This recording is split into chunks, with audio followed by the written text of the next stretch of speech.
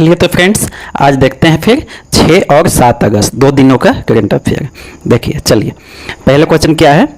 हाल ही में world life trust of India ने यानी WTI ने भारत में स्पेसीज सर्वाइवल सेंटर मतलब कि जीव जंतुओं के उनको सर्वाइव करने के लिए एक सेंटर स्थापित करेगा। ठीक है, तो इसके लिए किसके साथ एमओयू पर हस्ताक्षर किया है भारत ने?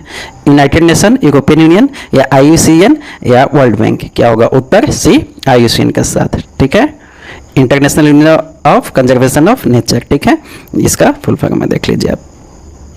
तो भारत ने इसके साथ समझौता किया। इससे क्या होगा कि कैसे किया जाता है, मतलब कि एक तरह से ज्ञान का आदान प्रदान होगा किसके बारे में? स्पेसिफिक सर्वाइवल सेंटर स्थापित करने के लिए। ठीक है, जीव जंतुओं से संबंधित ज्ञान का आदान प्रदान किया जाएगा। ठीक है, विजन देख लीजिए यहाँ पर क्या है।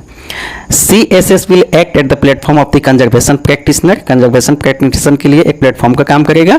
Share the best practices, collaborate on the specific conservation effort. ठीक है, और contribute to species status assessment using the IUCN red list of threatened species. ठीक है, IUCN के रेड लिस्ट में जो थ्रेटेंड है, विलुप्त प्रजाति हो गए हैं, उन पे काम करेगा। ठीक है, चलिए क्वेश्चन नंबर 2। हाल ही में प्रोजेक्ट टाइगर के साथ किस योजना को समाहित किया गया है? मतलब प्रोजेक्ट टाइगर के साथ किस योजना को सम्मिलित कर लिया है? आपस में दोनों को मिला दिया गया है। ठीक है, दोनों को आपस में मिला दिया गया है। ऐसा नहीं कि कोई नया योजना लॉन्च किया गया है, उसमें पुरानी योजनाएं ही दोनों हैं, लेकिन दोनों को आपस में समाहित कर दिया गया है। तो कौन? प्रोजेक्ट 75, प्रोजेक्ट एलिफेंट, दोनों या नन ऑफ द एबव? क्या होगा उत्तर है प्रोजेक्ट एलिफेंट बी। ठीक है, प्रोजेक्ट एलिफेंट। प्रोजेक्ट एलिफेंट कब शुरू हुआ था? 1973 में हुआ था। प्रोजेक्ट टाइगर 1973 में सॉरी। ठीक है, और प्रोजेक्ट एलिफेंट कब हुआ था? 1993 में शुरू हुआ था। ये दोनों दो योजनाएं 1973 और 93 में। ठीक है, एक का 50 वर्ष हो रहा है और एक का 30 वर्ष हो रहा है। ठीक है, तो इसको आपस में समाहित कर लिया गया है। यहाँ पे एक चीज़ और ध्यान दीजिए कि ऐसे ही समाहित करने के लिए 2011 में भी फॉर्मर प्लानिंग कमीशन योजना आयोग जी से, अब तो इसके जगह पर नीति आयोग आ गया है। अब सभी जानते हैं कि योजना आयोग की जगह पर नीति आयोग आ गया है। कब? 2014 में मोदी जी ने लाया है। प्लानिंग कमीशन को रिप्लेस करके नीति आयोग हो गया है। ठीक है, तो 2011 में जब प्लानिंग कमीशन उस टाइम में था, योजना आयोग ही था, तब एक प्रपोज किया था इस तरह का significant initiative to merge 3 centrally sponsored scheme, 3 scheme को मर्ज करने के लिए किया था। ठीक है, जिसमें प्रोजेक्ट एलिफेंट था और प्रोजेक्ट टाइगर था और integrated development under wild life habitat था। ठीक है, तीनों को मर्ज किया गया था, but objected by the standing committee. Standing committee क्या होती है? जैसे कि स्टैंडिंग कमेटी होती है national board of wild life board पे स्टैंडिंग कमेटी बनी थी। ठीक है, तो वो स्टैंडिंग कमेटी होती है, मतलब मंत्रियों की एक कमेटी होती है। स्टैंडिंग कमेटी मतलब समझ लिया कि पार्लियामेंट में जो मंत्री हैं उनकी एक कमेटी होती है किसी चीज़ पे। ठीक है, तो उन्होंने इसका क्या ऑब्जेक्ट किया था, विरोध किया था कि ये सही नहीं है, तो इसलिए नहीं किया गया था। नहीं तो ये 3 योजना को मर्ज करने का 2011 में ही प्लानिंग कमीशन ने सुझाव दिया था, प्रपोज किया था, सुझाव दिया था। ठीक है, चलिए क्लियर हो गए। Question number 3। हाल ही में किस देश से ट्रोकोमा क्या है बताइए? आँख की बीमारी है। आजकल इंडिया में भी जल्दी में झारखंड बिहार कई क्षेत्रों में फैला हुआ है, तो आप बच के रहिएगा। एक बैक्टीरियल बीमारी है। ठीक है, बैक्टीरिया से होता है, तो वही आँख की बीमारी है। आँख आना सुने थे कभी? आप देहात में गांव में बोलते हैं कि आँख आया है, आँख आया है। ठीक है, तो वही आँख आना। एक्चुअली आँख नहीं आता है, आँख तो सबके पास है, तो आएगा कहाँ से?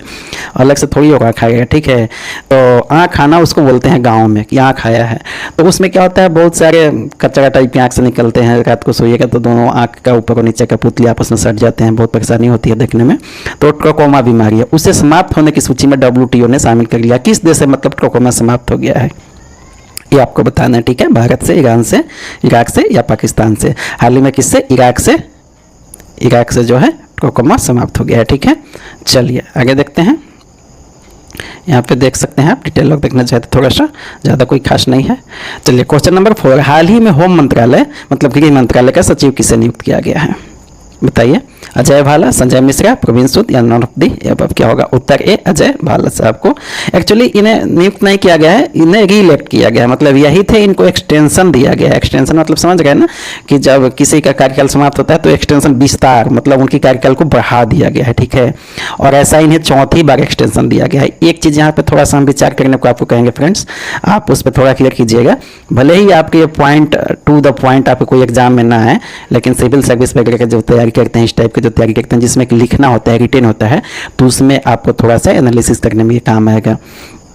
आप बताइए कि किसी भी सिविल सर्वेंट जिसको बार बार एक्सटेंशन देके एक ही पद पे पोस्टिंग किया जा रहा है, यह कहाँ तक उचित है, इस पे आप विचार कीजिएगा। ठीक है, इनको चौथी बार एक्सटेंशन दिया गया, क्या कोई और सिविल सर्वेंट इनके जैसा काबिल नहीं है जो इस पद को संभाल सकते हैं, बताइएगा। अभी देखिए इसमें क्या है, संजय मिश्रा, ये क्या है, ईडी के, इनको भी एक्सटेंशन दिया जा रहा है बार बार। इस पर सुप्रीम कोर्ट अभी फिलहाल सुनवाई भी चल गई है, तो सुप्रीम कोर्ट कुछ के लिए एक्सटेंशन मांगा था केंद्र सरकार ने, तो कुछ सितंबर तक उनको दे दिया है मौका, लेकिन जवाब मांगा है कि बार बार आप क्यों एक्सटेंशन दे रहे हैं, ऐसी क्या बात है इनमें।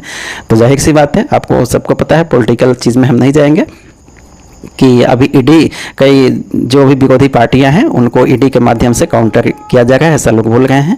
ये चूंकि पॉलिटिकल बातें होती हैं तो यहाँ पे हम वो डिटेल नहीं जाएंगे, लेकिन आपको एक विचार तो कर सकते हैं कि आखिर एक्सटेंशन देने का क्या अर्थ है, तो कहाँ तक उचित है, आप इस पर भी विचार कीजिएगा। तो संजय मिश्रा हैं, इनको भी एक्सटेंशन दे देकर ईडी का हेड अभी तक ही बनाया जा रहा है। ठीक है, जिस पे कि अभी सुप्रीम कोर्ट इस पर सुनवाई भी कर रहा है। ठीक है, चलिए क्वेश्चन नंबर 5, हाल ही में इंग्लैंड के किस क्रिकेटर ने अंतर्राष्ट्रीय खेल से संन्यास ले लिया, Alex Hales, James Anderson, Stuart Broad या जॉस बटलर। क्या होगा उत्तर, ये एलेक्स हेल्स ने। ठीक है, एलेक्स हेल्स ने। ठीक है, और एक चीज होगा, इटली का एक फुटबॉलर है जियान लुआइगी बफन, जियान लुआइगी बफन। ठीक है, इनका नाम इस तरह से, ये फुटबॉलर है। ठीक है, जियान लुआइगी, ठीक है, बफन। ठीक है, तो ये भी अभी अपने फुटबॉल खेल से संन्यास ले लिए हैं। ये क्या के हैं, इटली के हैं। ठीक है, और ये क्रिकेटर इंग्लैंड के हैं, एलेक्स हेल्स, इन्होंने अंतर्राष्ट्रीय क्रिकेट से सिर्फ संन्यास लिया है। ठीक है, अभी घरेलू वगैरह खेलते रहेंगे। और आप जानते हैं कि जेम्स एंडरसन बहुत अच्छा बॉलर है। ठीक है, आप क्रिकेट आप हमसे ज़्यादा जानते होंगे। ठीक है, बहुत ज़्यादा हम क्रिकेट में इंटरेस्ट नहीं रखते हैं, फिर भी अपना काम चलने पर जानकारी जरूर रखते हैं। ठीक है, राष्ट्रीय हड्डी तथा जोड़ दिवस कब मनाया गया, 4 अगस्त, 5 अगस्त, 6 अगस्त, 7 अगस्त, बताइए आप क्या होता है। 4 अगस्त को मनाया गया। ठीक है, 4 अगस्त को राष्ट्रीय, अंतर्राष्ट्रीय नहीं है, राष्ट्रीय जोड़ एवं हड्डी दिवस है। ठीक है, चलिए, किस राज्य सरकार ने अमृत वृक्ष आंदोलन ऐप लॉन्च किया है, अमृत वृक्ष आंदोलन एप्लीकेशन मोबाइल। ठीक है, किस राज्य सरकार ने, असम, मेघालय, त्रिपुरा, मिजोरम। क्या होगा उत्तर, ए असम। ठीक है, असम सरकार ने लॉन्च किया है। इसका टारगेट है वही पेड़ पौधे लगाने वगैरह से रिलेटेड। गवर्नमेंट का देखिए, असम का टारगेट है plant 3 crore commercially viable sapling in 2024 and increase the target of 5 crore sapling in 2025 तक। ठीक है, तो अच्छा पहल है। हाल ही में विवाद से विश्वास योजना का भाग 2 किस मंत्रालय ने लॉन्च किया, ministry of finance, ministry of women's and child development, ministry of education या नन ऑफ द अबव। क्या होगा बताइए उत्तर, ये होगा फाइनेंस मंत्रालय ने लॉन्च किया है। ठीक है, एक्चुअली पीएसयू वगैरह पब्लिक सेक्टर के जितने भी होते हैं गवर्नमेंट अंडरटेकिंग के जो भी, तो उनसे रिलेटेड जो डिस्प्यूट होते हैं प्राइवेट लोगों का, कंपनियों का, उसमें कई चीज़ें पार्टी जो प्राइवेट पार्टी होते हैं उनके डिस्प्यूट को निस्तारण करने के लिए लाया गया। ठीक है, 30 सितंबर 2022 तक ये चलेगा। लिथियम आयन बैटरी, जानते हैं लिथियम आयन बैटरी, तो लिथियम आयन बैटरी के रिसाइकल के लिए कर्नाटक सरकार ने किस देश की कंपनी के साथ एमओयू पर हस्ताक्षर किया, उसके किसके लिए, रिसाइकल के लिए। ठीक है, जापान, यूएसए, चीन, जर्मनी। क्या होगा उत्तर है, यूएसए की कंपनी के साथ उन्होंने समझौता किया, किसने, कर्नाटक सरकार ने। ठीक है, इंटरनली बैटरी कंपनी है, signed a memorandum of understanding, a set up the recycle lithium ion battery manufacturing unit with an investment of ₹8,000 crore, यानी कि $1 बिलियन कर्नाटक सरकार ने किया। ठीक है, बाकी देख लीजिए, second lithium ion manufacturing facility Karnataka में होगा। चलिए, क्वेश्चन नंबर 10 और आज का लास्ट क्वेश्चन, हाल ही में नामदेव धंधु मनोहर की मृत्यु हो गई। वह थे क्या थे, पोएट थे, लिरिक्स थे, तो यहाँ पे वो दोनों थे। ठीक है, पोएट भी थे और लिरिसिस्ट भी थे। ठीक है, चलिए, तो थैंक यू फ्रेंड्स। आपने यदि चैनल को अभी तक सब्सक्राइब नहीं किया है तो सब्सक्राइब जरूर कर लें। ठीक है, और मंथली करंट अफेयर जल्दी हम ला रहे हैं, किस महीने का, जुलाई महीने का। ठीक है, जून का आपने नहीं देखा है तो मंथली करंट अफेयर प्लेलिस्ट में जाकर देख सकते हैं, और जुलाई का भी जल्दी ही हम लाएंगे, तो आप जुड़े रहिए, और इसके लिए धन्यवाद। Thank you very much.